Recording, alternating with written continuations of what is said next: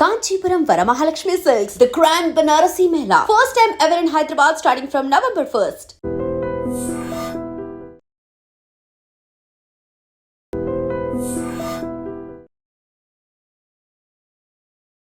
ఐదు సార్లు ఎమ్మెల్యే కానీ ఆయన 5 లక్షల ఆస్తి కాదు కదా, అప్పుల్లో ఉన్న వ్యక్తి.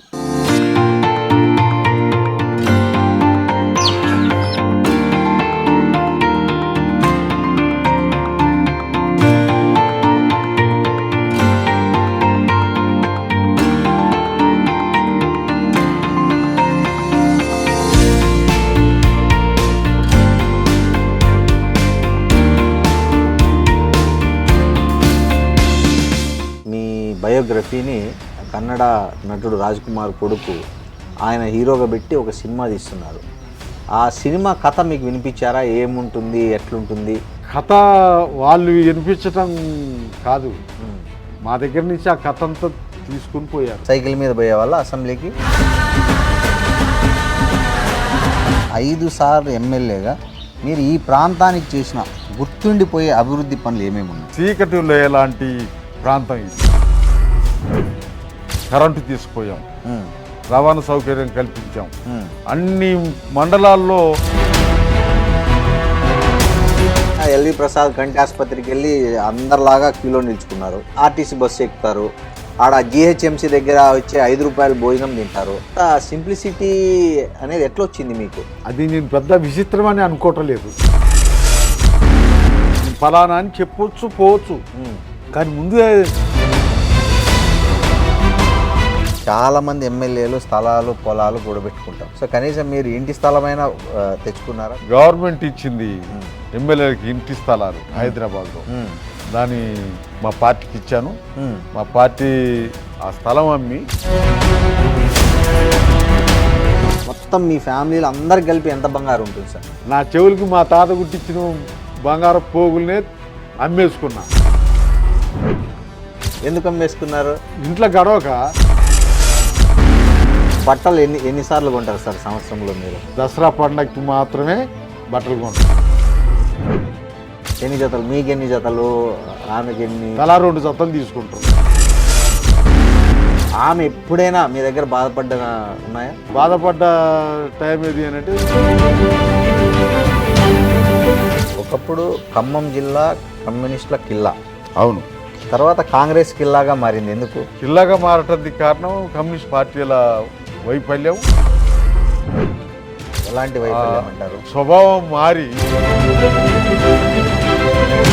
కమ్యూనిస్టే కదా నారాయణ. ఆయన్ని కమ్యూనిస్ట్ అని నేను అనుకో. సినిమాలు తీసి ఏం చేస్తాడు అని అనుకుంటే ఆ కమ్యూనిజాన్ని అపాస్పాలు చేస్తాను. నేను నిన్న చూసిన ఎర్ర సైన్యం సినిమాలో ఈ కార్ ఏదైతే ఉందో మహీంద్రా ఎక్స్యూవి మీ కూతురు ఎవరైతే ప్రొఫెసర్ ఉన్నారో ఆమె తీసి ఇచ్చారు. అప్పు చేసి బండి కొనిస్తే ఇప్పుడు నేను అప్పుల పాలవుతున్నా. ఏం చెప్దామని వెళ్ళారు ఆ రోజు రేవంత్ రెడ్డి దగ్గరికి? Hello, welcome to open talk with Roddam Srinivas. ఇవాళ మనం చాలా చాలా చాలా స్పెషల్ గెస్ట్తో మాట్లాడబోతున్నాం. ఆయన ఎవరో కాదు, జనం మనిషి, జనం కోసమే బతికిన మనిషి. అర్థమవుతుందని క్లూ ఇస్తున్నా. 5 సార్లు ఎమ్మెల్యే కానీ ఆయన 5 లక్షల ఆస్తి కాదు కదా, అప్పుల్లో ఉన్న వ్యక్తి.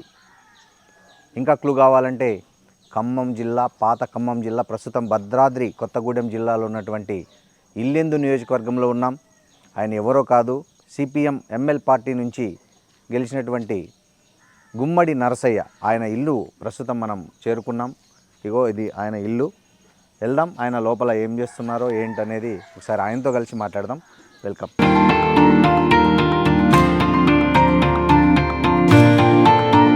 సార్. నమస్తే, ఐ డ్రీమ్ నుంచి. Thank you. అదే మిమ్మల్ని ఇట్లా లైవ్లీగా చూద్దామని వచ్చాం సార్. నమస్తే సార్, నా పేరు శ్రీనివాస్, రొద్దం శ్రీనివాస్, సీనియర్ జర్నలిస్ట్ని. భారత రాజకీయాల్లో గాంధీ ఒక నిరాడంబరతకు, నిబద్ధతకు, క్రమశిక్షణకు, నిజాయితీకి ఎలా మనం ప్రసిద్ధి చెందారో తెలుగు రాష్ట్ర రాజకీయాల్లో మీరు అలా ప్రసిద్ధి చెందిన వ్యక్తి. మీకు నమస్కారాలు, సాష్టాంగ నమస్కారాలు ఫస్ట్ ఆఫ్ ఆల్. ఎందుకంటే ఇవాళ రేపు ఒక సర్పంచ్ కొడుకు, వార్డు మెంబర్ కొడుకు కూడా ఎంత హంగామా హల్చల్ చేస్తున్నారో చూస్తున్నాం మనం. కానీ మీరు 5 సార్లు ఎమ్మెల్యే, అది కూడా అసలు ఏ పార్టీ బుర్జువా పార్టీల నుంచి కాకుండా ఒక సిపిఐ ఎంఎల్ న్యూ డెమోక్రసీ నుంచి ఎన్నికైన వ్యక్తి మీరు. న్యూ డెమోక్రసీ కాదు, ప్రజాపంద. ప్రజాపంద. ఓకే. సో 5 సార్లు ఎమ్మెల్యే అయ్యారు, ఇలాంటి అతి సాధారణ జీవితం గడుపుతున్నారు. సో ఎక్కడి నుంచి వచ్చింది సార్ ఈ స్పిరిట్ మీకు? మీరు ఇప్పుడే గాంధీ గారిని గురించి మాట్లాడారు.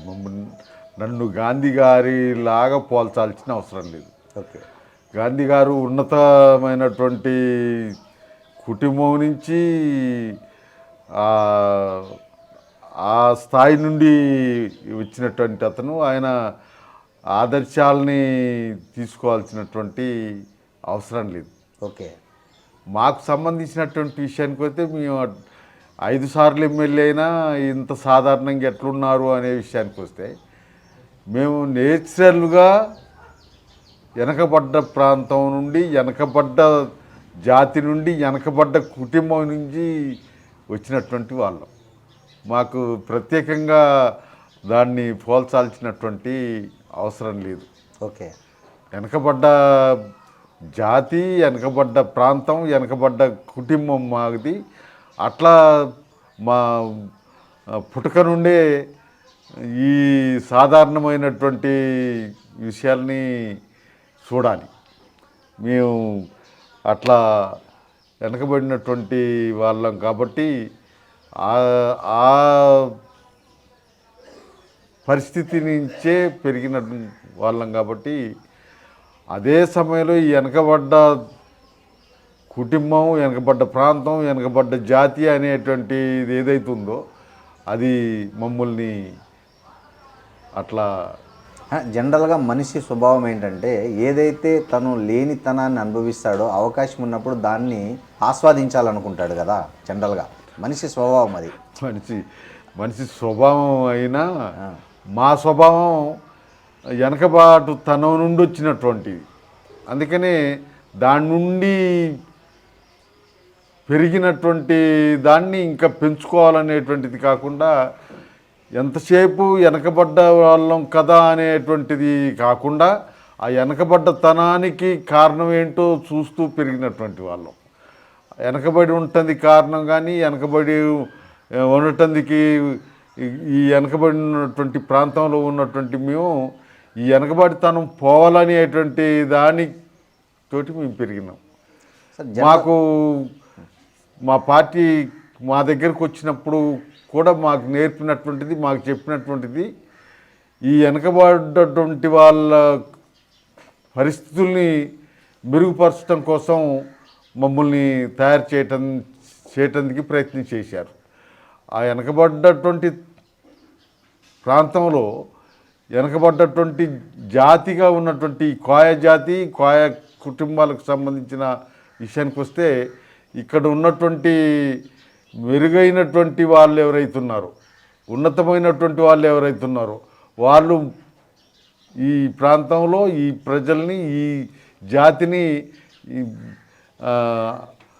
దోసుకుంటూ పెత్తనం చేస్తున్నటువంటి వాళ్ళకు వ్యతిరేకంగా మమ్మల్ని తయారు చేశారు.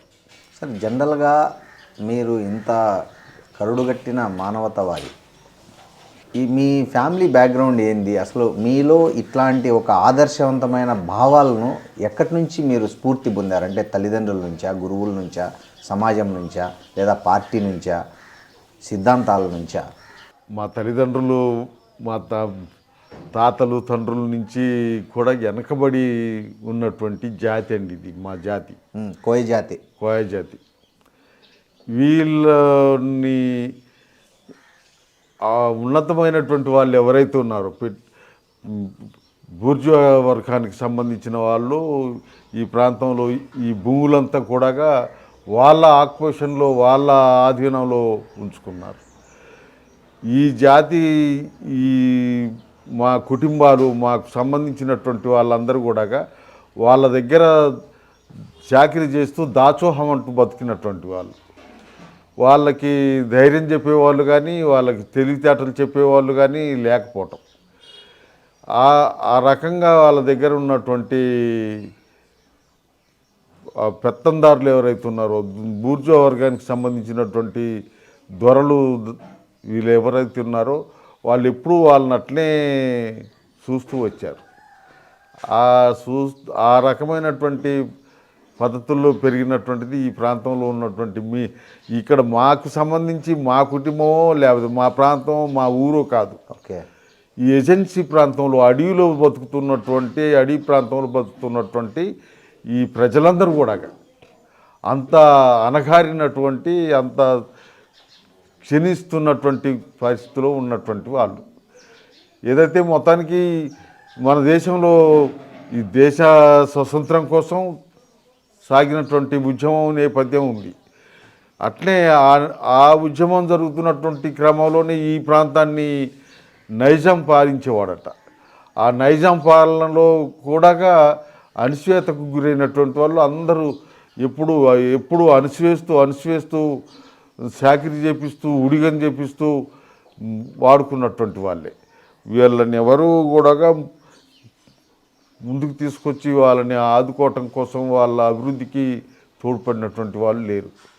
ఆనాడు జరిగినటువంటి ఈ ప్రాంతాన్ని దోస్తూ ఉన్నటువంటి ఈ ప్రాంతాన్ని ఏలుతున్నటువంటి నైజాం నవాబుకి వ్యతిరేకంగా మొదలైనటువంటి తెలంగాణ సాయుధ రైతాంగ పోరాటం నేపథ్యం ఉంది. అవును. ఆనాడు వాళ్ళు ఆ జాగీర్దారికి ఆ జమీందారికి వ్యతిరేకంగా పోరాడుతూ ఈ ప్రజలకి భూమి కావాలనేటువంటిది తీసుకొచ్చారు. ఆ రకమైనటువంటి పద్ధతుల్లో జరిగిన పోరాట నేపథ్యం కూడా ఉంది.